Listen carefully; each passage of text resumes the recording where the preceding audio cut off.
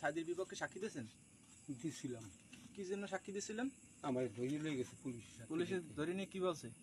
ওই আমার ডাকা লয়ে গেছে, নিয়ে সাক্ষী দিতে হইবে। তা আপনি ইচ্ছা করে দেন নাই? না, এলাকার নেতা কর্মীর কাছে কেডা কেডা এলাকায় জড়িত?